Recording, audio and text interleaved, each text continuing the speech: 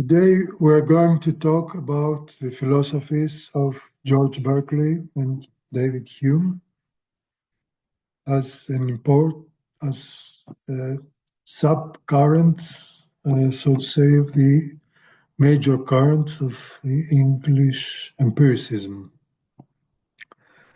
After having examined the philosophies of Thomas Hobbes and mainly John Locke as the first important representatives of this current, now we're going to discuss the philosophies of the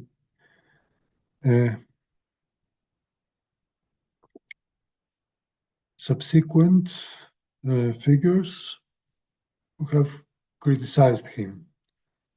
And we're eager to show that this criticism was productive and interesting and remains till today for us. So, as we already know, John Locke lived until 1704, and his major work about human knowledge was published at about 1690. George Berkeley was an Irish bishop, was by 2 generations younger than Locke. He's a philosopher of the 18th century, actually. He obtained fame by criticizing John Locke or by trying to develop an empiricist way of thinking more consequent than the one Locke had already made public. Berkeley believes that in Locke's thoughts there is, of course, an empiristic tendency, but Locke is not empiricist enough. On his part, he tries to develop this higher stage of an empiristic approach, and we say that what really happens is this extreme subjectivization of the empiricism that already previously existed. And we must show where this exactly consists in, this subjectivization.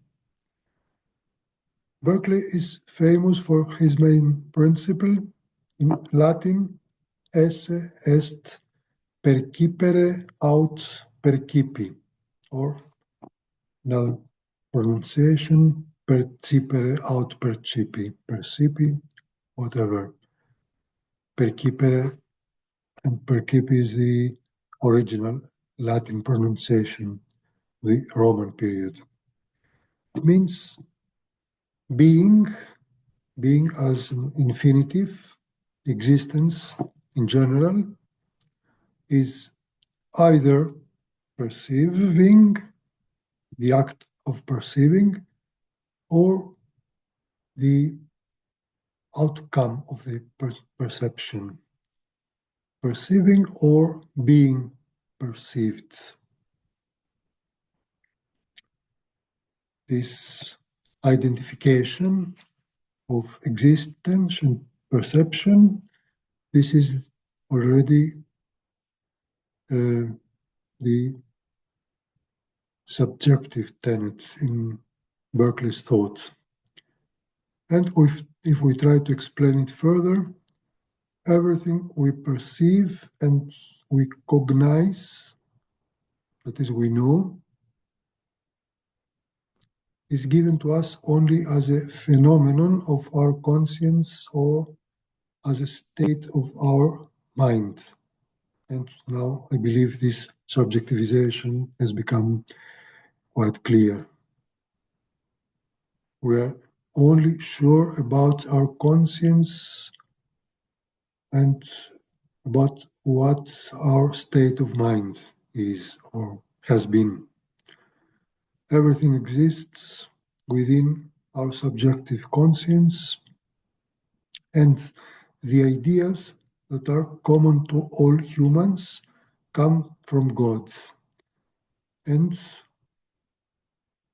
in the last instance, they are present in Him, that is, in His intellect, in God's intellect. We have subjective ideas, but there is also another higher subject, God's intellect, that contains everything idea, everything subjective impression, sensation, representation that already existed. And this is where these ideas dwell forever in God's intellect. And we are only tenants of this higher intellect, provisional tenants.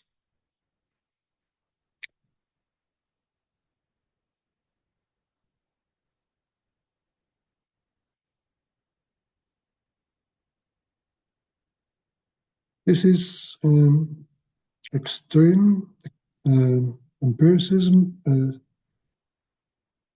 subjectivism that cannot withstand serious criticism. And so we have to make this distinction between what Berkeley intended and what he actually achieved. So we say that he, on the one hand, tried to demonstrate and eliminate the inconsequence of the empiristic approach in John Locke's philosophy. This was the problem for him. While on the other hand, he actually managed to show clearly, albeit indirectly, the limitations inherent to the empiristic approach in general.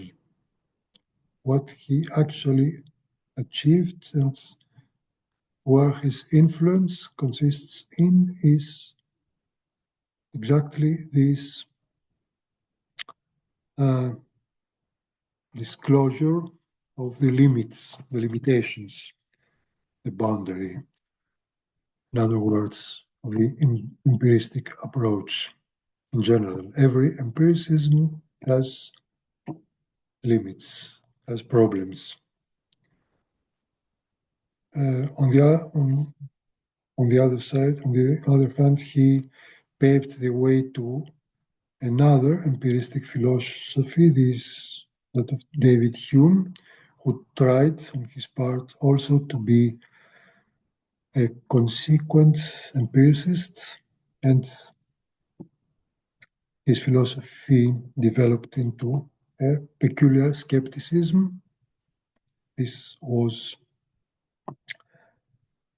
the important legacy of George Berkeley, that he was a predecessor of David Hume. And in this sense, he is a philosopher who deserves today to be taken seriously as a philosopher who made possible later formations of thoughts. And he also influenced the great Immanuel Kant about a century later. But first of all, we have to examine David Hume, the last stage of this empiristic adventure in English philosophy, the outcome of the whole tendency to ground knowledge in sensual experience. This is the main principle and main feature of every empiricism. David Hume was born in Scotland, in Edinburgh, in 1711. He was the second son of an impoverished nobleman who was obliged to work as a lawyer. In 1723, he enrolled, that is very young, at the University of Edinburgh. There he studied, he had very good studies, Latin, Greek, logic, and metaphysics. He experienced pressure from his family, and he began studying law in Edinburgh in 1726. But he broke off his studies in 1729 as he felt, as he says, an insurmountable aversion to everything except philosophy and general scholarship. Nevertheless, he acquired so much knowledge during this time that he was later able to provide legal advice to friends. He became an amateur lawyer.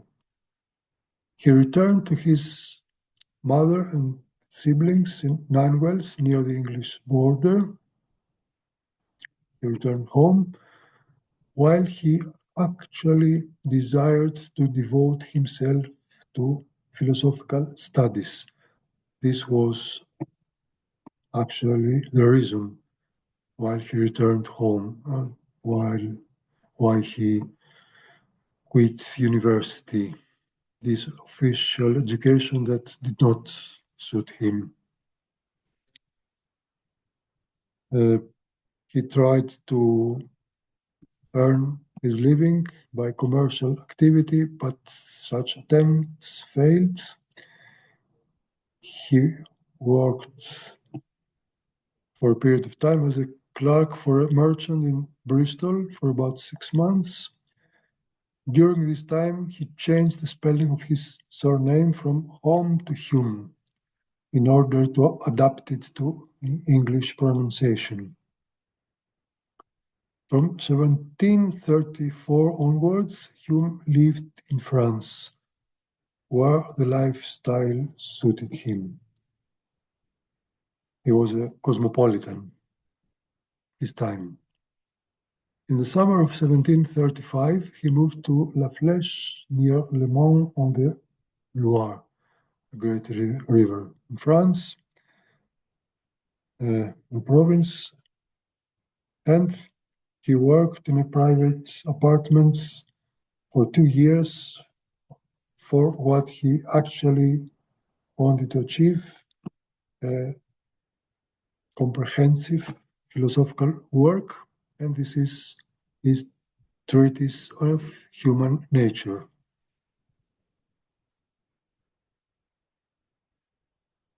Then he returned to London. He prepared this work for printing 2 years later, but the reception of this work was not very benevolent.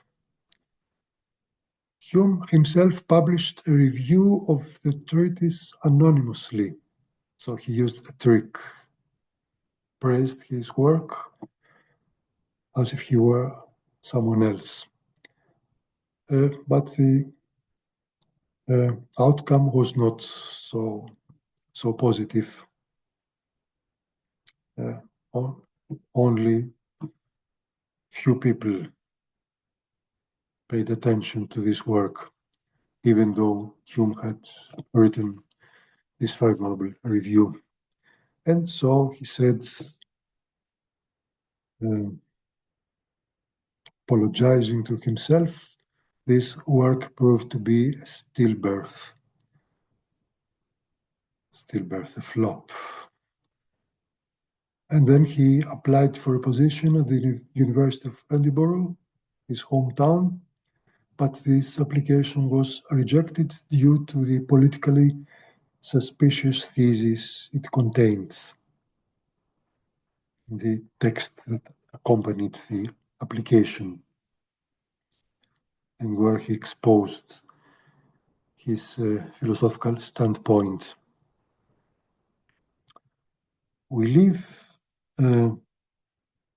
in this time. These events take place in relatively liberal Scotland, but even there are problems of lack of tolerance to the opinions that are not so pleasant to the establishment. And the next stations of his life, he wrote 1742 Moral Political Essays. In 1748, he published the first part of the Treatise of Human Nature with the independent title, as an independent work, and a separate title, An Inquiry into the Human Mind. And then he wrote Political Conversations. He was a man with deep political interests, like John Locke, somehow. In the same year, 1752, he became a librarian. This was a respectable job for intellectuals at that time. Immanuel Kant also had such an activity. And he wrote Hume, History of Great Britain. He's interesting also as a historian of his time. Then he had the chance to return to his beloved France as a secretary to the British Embassy in Paris. Then he came back to Edinburgh, and 3 years after his death, we have the posthumous publication of the Dialogues on Natural Religion. So David Hume was a man with a variety of interests and intellectual activities. He was important also as a theoretician of political economy. He lived almost at the same time with the famous political economist Adam Smith, who was also a Scotsman.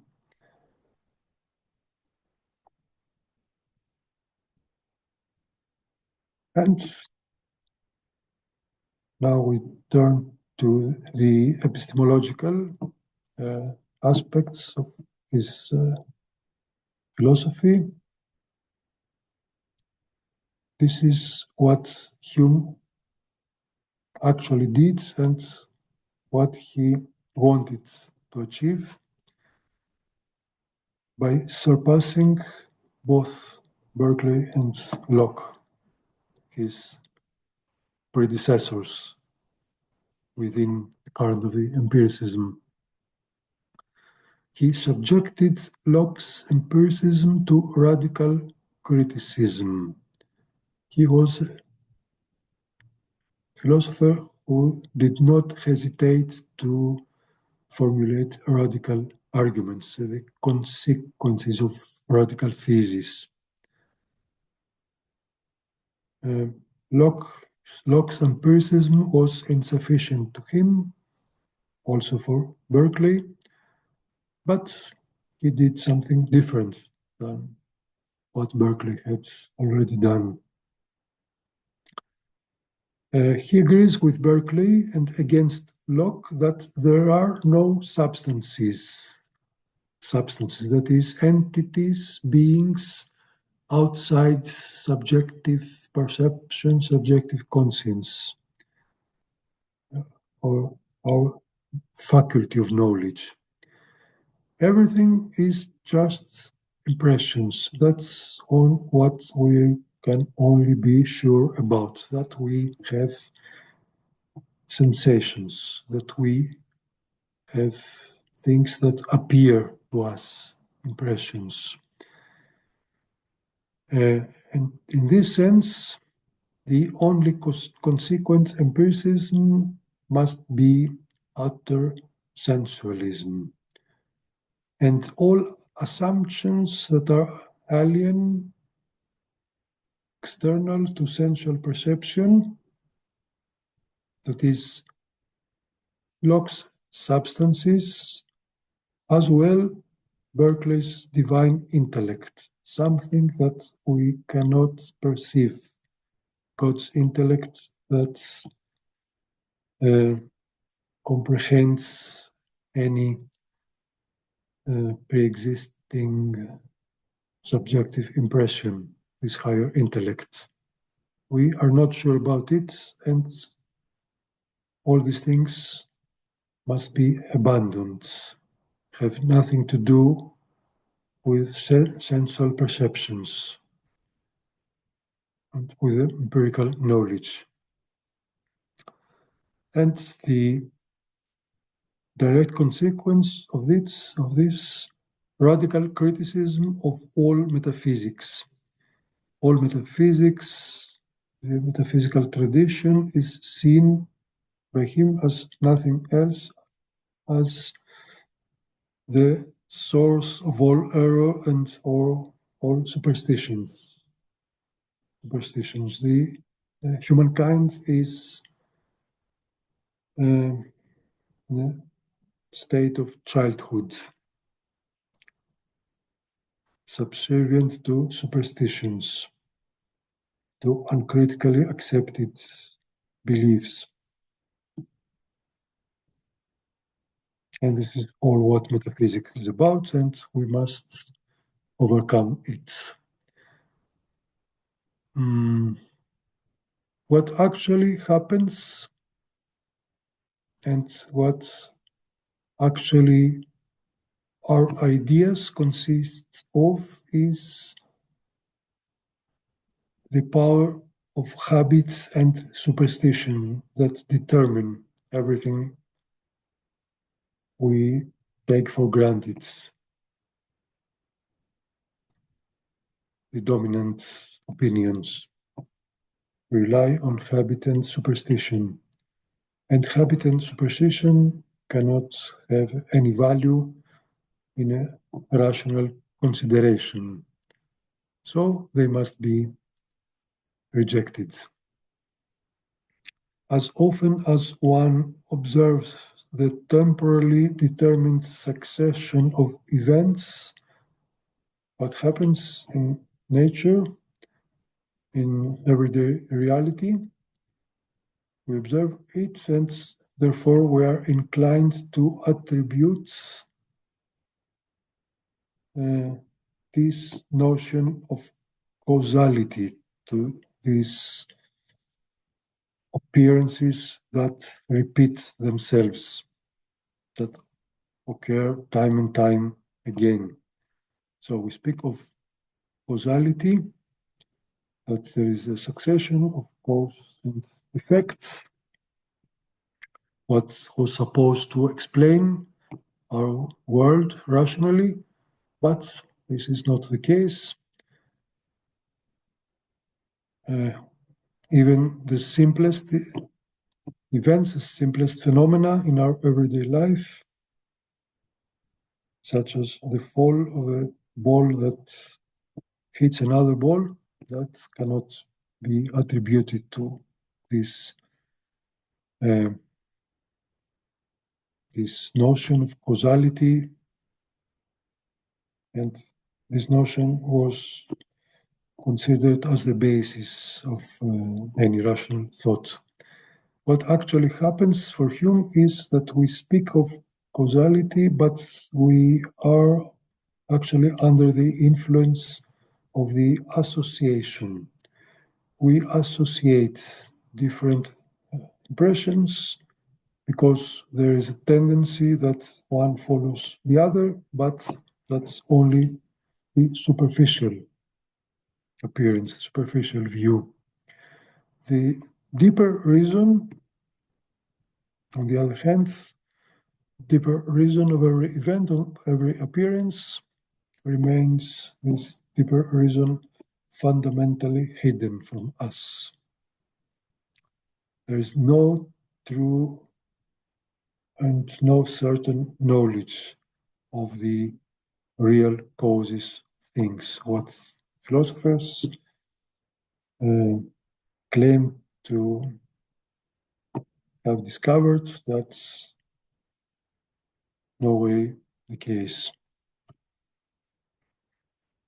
And also he rejects the subjective side of knowledge. He says we talk about the ego, the intellect, soul,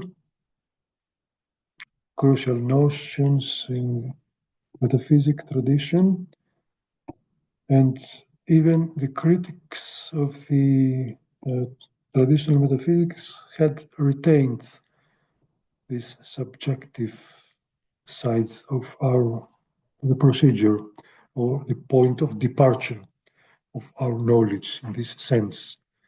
Ego cogito, says Descartes, and Berkeley says, as we have seen already, that we have an intellect,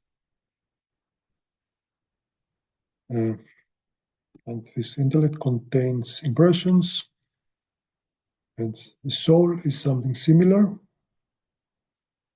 It's an intellectually relevant notion, but all this has to be rejected.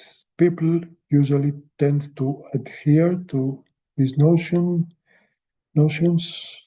to this way of seeing the world, but we are only sure that we have sensory impressions, and what we falsely call ego is nothing, or subject is nothing more than an aggregate of these sensory impressions. Hume says very characteristically,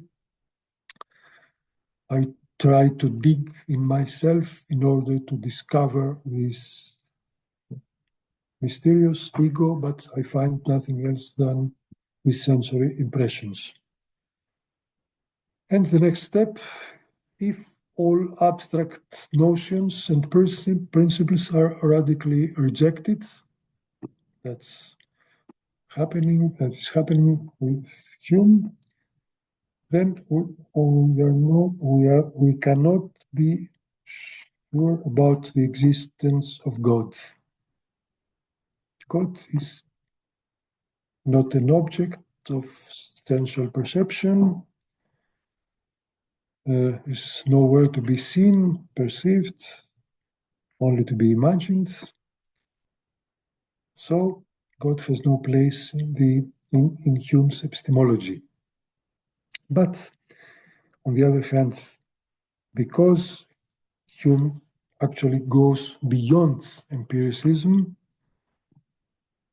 he's a skepticist, he does not hesitate to draw this skepticist consequence of his standpoint, of his way of thinking. And his motto was, by the way, de omnibus dubitandum est. We should doubt about everything. So if we doubt about God, then what comes next? We are obliged to subject our own doubt to another act of doubting. We doubt both that God exists and that God does not exist.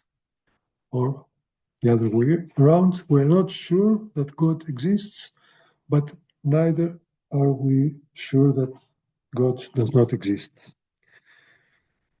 Any principle, any possibility must be provisionally accepted, or neither possibility can be excluded, ruled out.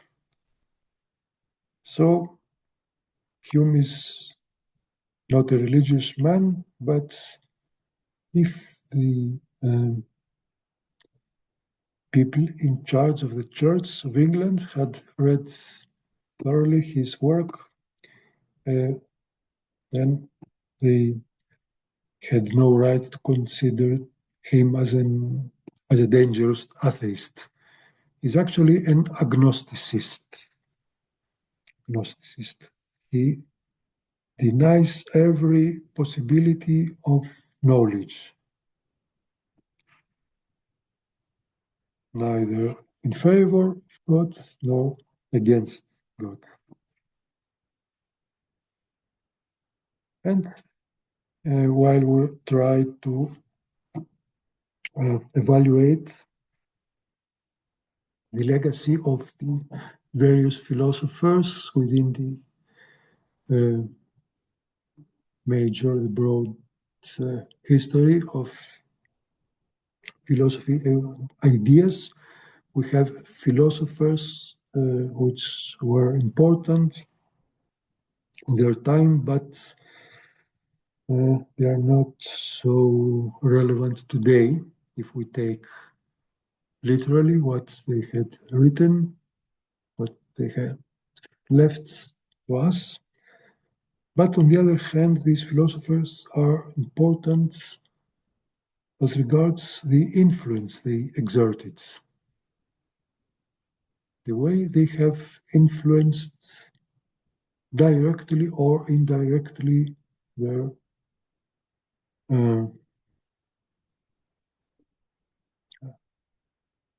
contemporary philosophers or the ones that had received their thoughts. And the most important philosopher that dealt with Hume was Immanuel Kant. Immanuel Kant, in 1781, wrote published his opus magnum, the Critique of Pure Reason, Kritik der reinen Vernunft, a difficult and complex work and ambitious work that did not receive at first the attention that it deserved and Kant had hoped for. So he made a second attempt to present and expand his thought to the public. He wrote an opusculum in 1784, minor work with the title Prolegomena to Every Future Metaphysics that will be able to appear as science. Is an important work and also even the minor one, and an important project to see that Kant was at the same time a critic of old metaphysics, but also a philosopher who tried to renovate or to renew metaphysics, to renovate. But, yeah. Okay, and in this explanatory work, where he tries to make his standpoint clear, he finds it suitable to mention David Hume. So he says, this is the English translation, I openly confess the suggestion of David Hume was the very thing which many years ago first interrupted my dogmatic slumber and gave my investigations in the field of speculative philosophy quite a new direction. So far, Kant was an ordinary philosopher who accepted the dogmatic metaphysics that existed before. I was far from following him in the conclusions at which he arrived by regarding not the whole of his problem, but a part this is what Hume did according to Kant, and this is what Hume's insufficiency consists in, that he arrived to some conclusions by regarding not the whole of the problem, but the possibility of knowledge, but only a part. And this is not something we can rely upon. But that's the importance of Hume's philosophy for Kant. If we start from a well-founded but undeveloped thought, that is Hume, undeveloped thought,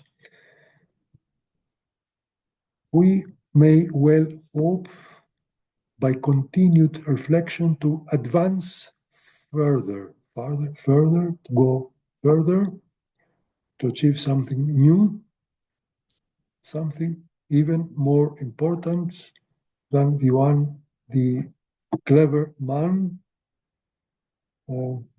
we first encountered had achieved. And to Hume, we owe the first spark of light, of our own inspiration. So Hume had made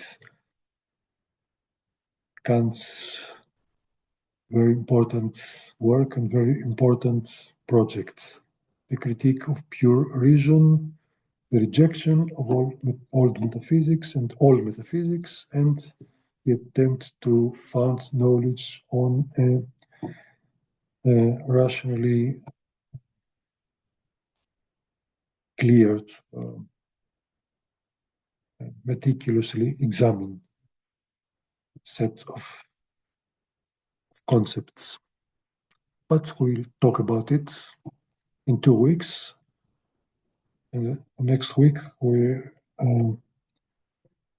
have on our program a meeting with the French philosophy of this time, the 18th century. Thank you for your attention and your comments, and I am always open to receive new ones.